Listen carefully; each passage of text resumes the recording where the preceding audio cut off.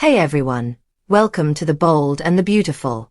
I'm Oma, and I'm so excited to have you here. If you love Bold and Beautiful update, then you're in the right place. Make sure to hit that subscribe button and turn on notifications so you never miss a video. Alright, let's dive right in. You ever feel like your whole life can change with just one secret? That's what happened to me the night Bill told me Luna was pregnant with Will's child. My son. Suddenly, everything I thought I knew about family, loyalty, and love shattered in seconds. Bill wanted her to get an abortion, like we could just erase the problem. But how do you erase a life that could be your own grandchild? And then, in the middle of all this chaos, Bill looks at me and says he needs me, that he's been lost without me. I didn't know if I wanted to scream, cry, or hold him. This isn't just a scandal. It's a mess of love, betrayal, and second chances, and somehow, I'm stuck right in the middle of it. Will Luna's Seedy plan bring Katie and Bill back together? Making sense of this pregnancy pact. I don't even know where to start. Maybe with the night Bill called me. His voice shaking in a way I hadn't heard in years. That man has been through wars, betrayals, empires gained and lost, and still he never cracked. But this time it was different. He told me that Luna was pregnant. And not just pregnant, she was carrying Will's child. I sat there in silence for what felt like a century. My hands went cold, the coffee cup trembling between my fingers as his words sank in. My son. My little boy, who I still sometimes catch myself picturing in his baseball uniform, running toward me with a smile too big for his face. Now he's a man, old enough to make mistakes that carry consequences bigger than either of us could have imagined. Bill, of course, had one solution: abortion. His voice was flat when he said it, like he had already decided, like this was the only path forward. He wanted it handled, erased, as though this whole mess could be undone with a signature and a quiet procedure. But I couldn't think that way. Not as a mother. Not as someone who carried a child inside her, felt every heartbeat, every flutter. To me, the baby inside Luna wasn't just a problem, it was a potential life. My grandchild. Will's child. And as much as I wanted to protect him from this nightmare, I couldn't stand the thought of destroying something that hadn't even had a chance to exist yet. Bill, I said, my voice breaking, that baby could be your grandchild. Do you even realize what you're saying? There was a long pause on the other end of the line. For once, the great dollar Bill Spencer didn't have an immediate comeback. When he finally spoke, his voice was softer, almost uncertain. Katie, I don't know what I'm doing anymore. And in that moment, I heard the man I used to love. Not the titan of business, not the ruthless playboy who always chased the next thrill, but the man who once held me through the night when I was sick, who whispered promises of forever against my hair. That man has been gone for so long. But as strange as it sounds, this whole disaster with Luna, it pulled something real out of him. Vulnerability. Honesty. A willingness to admit that maybe he didn't have all the answers after all. He told me he needed me. That I brought clarity to his life, that without me, he'd been drifting. And part of me, God help me, wanted to believe him. Wanted to fall into that old rhythm, that dangerous comfort of being the one who steadied him. But I couldn't. Not now. Not when Will was hurting. Not when Luna was out there, playing games with people's lives. Because that's the thing. This wasn't just some love triangle. This was Luna Nozawa. A woman with a growing list of crimes, manipulations, and chaos trailing behind her like smoke. She wasn't some innocent young girl who stumbled into a mistake. She was deliberate, calculated. I don't know if she planned this pregnancy, but I wouldn't put it past her. Bill wanted to act like we could just sweep it all away. But I reminded him, no, I demanded, that we face reality. Will could end up raising this baby. Luna could end up in prison, as she should. And when that day comes, Will can't be standing there broken, abandoned, and unsupported. That's when Bill looked at me with those steel blue eyes, the same ones that used to melt me. You're right, he admitted quietly. You always were the one who could see straight through the mess. And just like that, a piece of the old us was there again. But before you start imagining some grand romantic reunion, let me stop you. I told him this wasn't about us. Not now. Our marriage had its time, and it fell apart because he couldn't put me first. Because his ego and his impulses always won.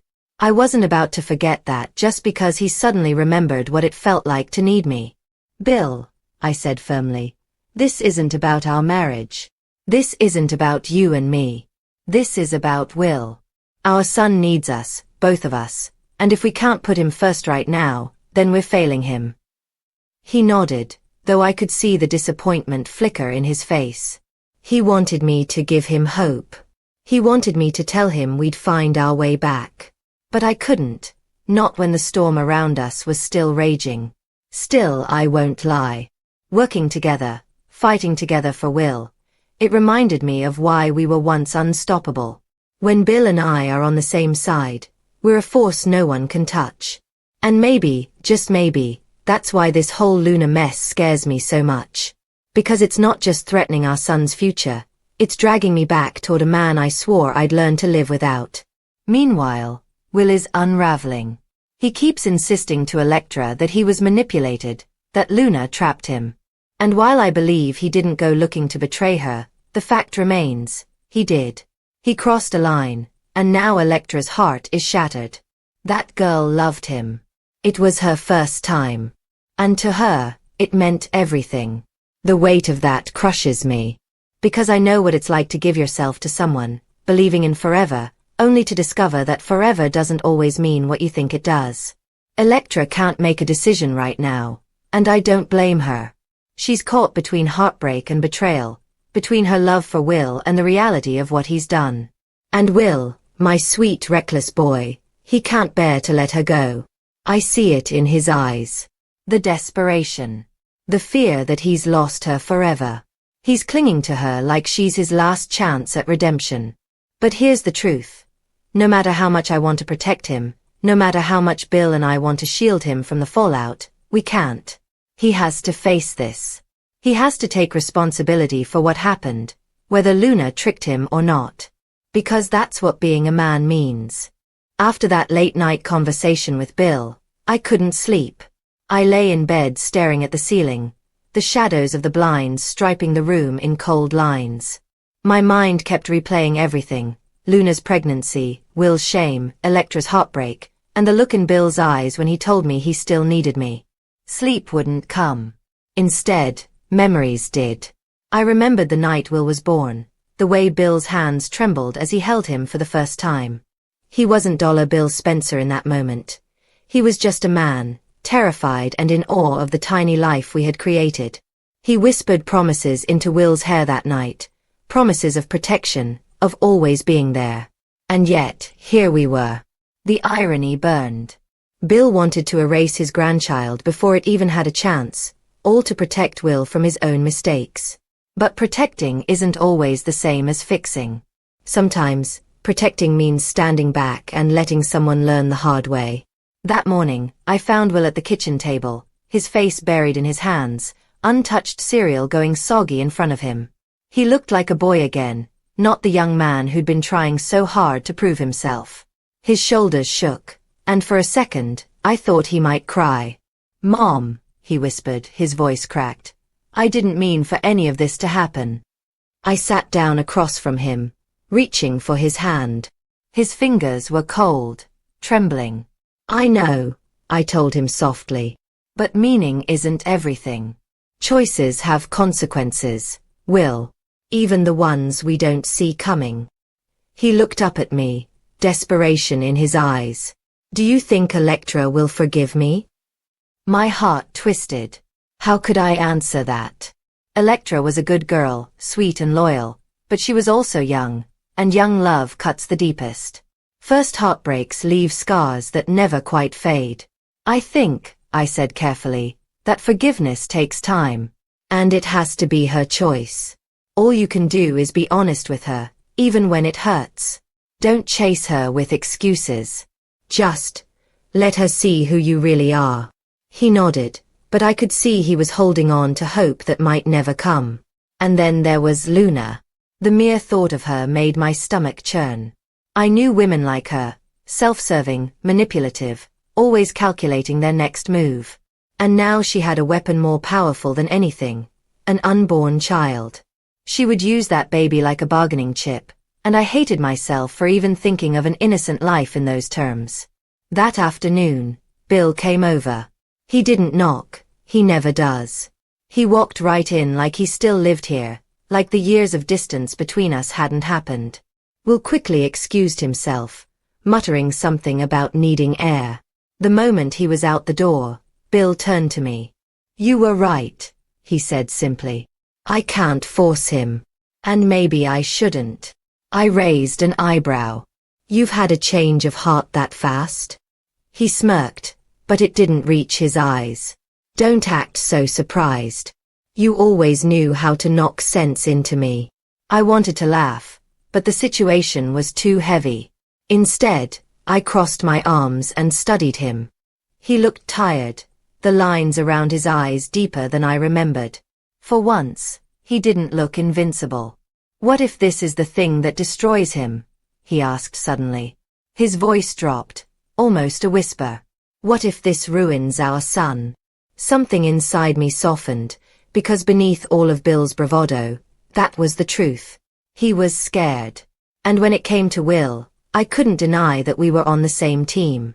"It won't ruin him," I said firmly. "Not if he has us. Both of us. That's what matters." He stepped closer then, his gaze locking with mine. "I miss this. I miss us." My heart clenched. God help me, part of me missed it too. But I couldn't let that show. Not now. "Bill," I said, my voice steady. "This isn't about us. It can't be. Not right now."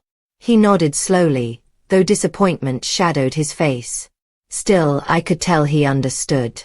And then, as if the universe wanted to make things even messier, Remy Price decided to stroll back into the picture.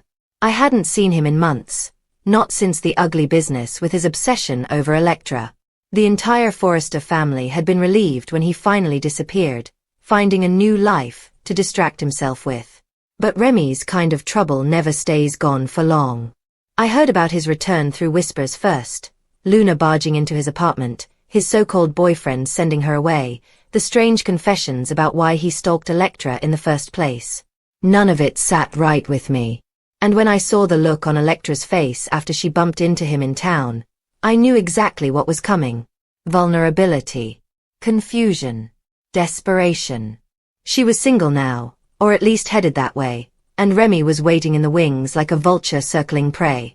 That terrified me almost as much as Luna. Because while Luna was blatant in her schemes, Remy was subtle, insidious. He knew how to worm his way in by playing on weakness. And Electra, heartbroken and reeling, was the perfect target. It all felt like a house of cards ready to collapse. Deacon, meanwhile, had his own troubles. I'd spoken to Taylor about it briefly. She was worried. Deacon wanted counseling, but she wasn't sure she could give it to him without crossing lines. He was clinging to her in ways she wasn't comfortable with, and I could see the same desperation in him that I saw in Will. Everyone, it seemed, was grasping for someone to hold on to. And me. I was caught in the middle. A mother, an ex-wife, a reluctant confidant, and somehow the one person holding all the frayed threads together. It was exhausting, terrifying, and strangely familiar. Because in my heart, I knew this was who I'd always been. The one who cleaned up the messes, who stood strong when everyone else fell apart. But at what cost? That night, after Will went to bed and the house was quiet, I sat on the porch with a glass of wine, staring at the stars. I thought about the baby. About Luna. About how something so small, something not even born yet, had the power to unravel everything. And yet maybe, just maybe, it also had the power to heal.